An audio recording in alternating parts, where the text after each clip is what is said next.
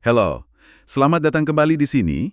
Nah, kalau sebelumnya kita udah ngobrolin dasar-dasar privasi digital, sekarang kita mau gali lebih dalam lagi nih.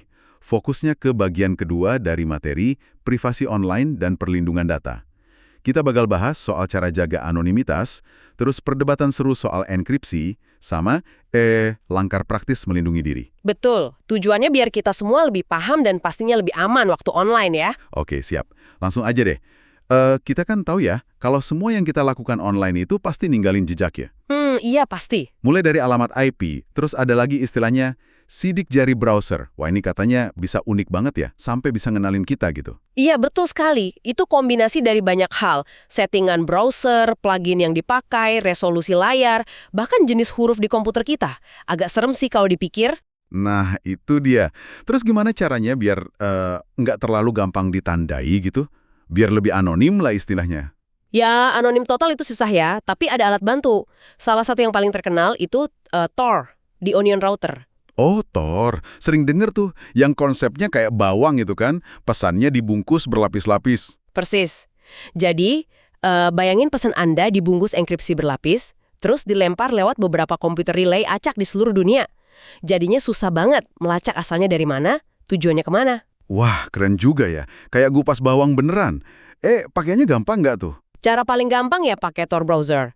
Tinggal unduh, jalankan, simple kok. Cuma ya gitu, koneksi mungkin terasa sedikit lebih lambat. Kan muter-muter dulu datanya. Ah, masuk akal sih. Ada harga untuk anonimitas ya?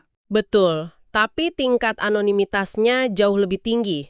Bahkan dokumen NSA yang bocor itu ngakuin kalau mereka kesulitan melacak semua pengguna Tor. Kalau mau lebih canggih lagi, ada sistem operasi khusus namanya Tails. Itu dirancang biar nggak ninggalin jejak sama sekali di komputer yang dipakai. Oke. Itu kan buat komunikasi, browsing gitu ya.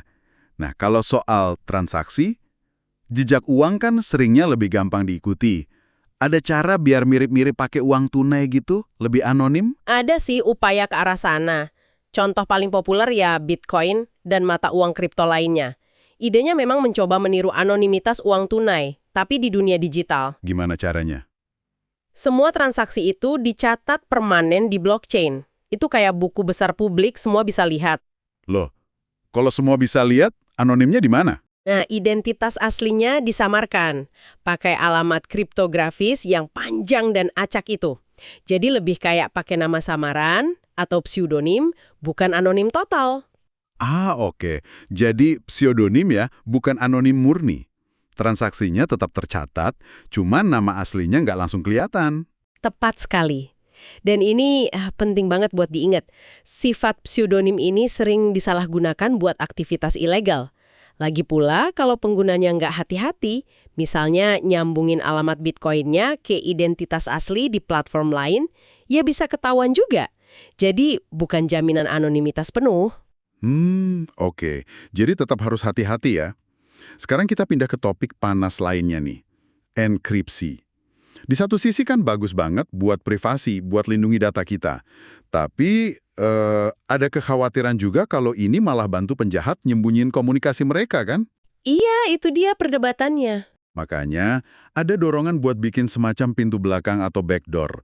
Biar katanya pemerintah bisa akses data terenkripsi kalau memang diperlukan banget. Ini kan dilema banget ya, privasi lawan keamanan. Gimana pandangan ahli soal ini?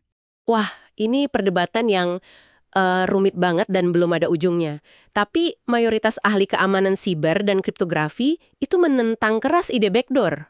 Kenapa tuh? Alasannya apa? Alasannya fundamental banget. Secara teknis, hampir nggak mungkin bikin backdoor yang cuma bisa dipakai sama orang baik atau pihak berwenang. Sekali celah itu ada, ya siapa aja bisa coba manfaatin.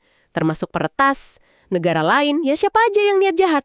Jadi kayak bikin kunci master gitu ya. Begitu kuncinya ada, nggak ada jaminan cuma polisi yang bisa pakai. Malah bisa jadi risiko baru buat semua orang. Persis. Tim Cook, CEO Apple pernah bilang kan, backdoor itu untuk semua orang, baik orang baik maupun jahat. Kalau enkripsi dilemahkan demi satu tujuan, ya keamanan semua pengguna jadi taruhannya. Sementara penjahatnya, ya mungkin mereka tinggal cari cara enkripsi lain atau pindah platform aja. Ingat kasus FBI minta Apple buka iPhone teroris itu ya? Itu contoh nyata rumitnya masalah ini. Betul. Itu contoh klasik dilema ini. Nggak ada jawaban gampang memang. Wah, pusing juga ya mikirinnya. Oke deh, kalau gitu sambil nunggu perdebatan ini entah sampai kapan, apa nih langkah praktis yang bisa kita, pengguna biasa, lakuin sehari-hari? Kan sering dibilang juga, manusianya sendiri yang jadi titik lemah keamanan siber. Nah, itu dia. Setuju banget. Kesalahan kita sendiri sering jadi pintu masuk masalah. Tapi ada beberapa hal dasar yang krusial banget. Pertama, kata sandi.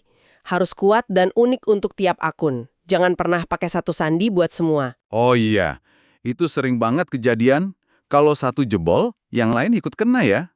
Banget. Jadi pakai kombinasi huruf besar, kecil, angka, simbol. Kalau perlu, pakai password manager deh, biar nggak pusing ngapalinnya. Kedua, hati-hati sama yang namanya social engineering. Ah, itu yang nipu-nipu lewat telepon atau email kan? Yang pura-pura dari bank atau ngasih hadiah gitu-gitu ya. Betul, itu intinya manipulasi psikologis biar kita ngasih info rahasia atau ngelakuin sesuatu.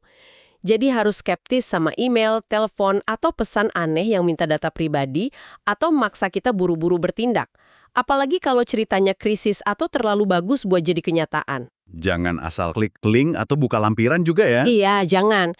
Kalau ragu, mending hubungi langsung perusahaannya lewat nomor telepon atau website resmi mereka.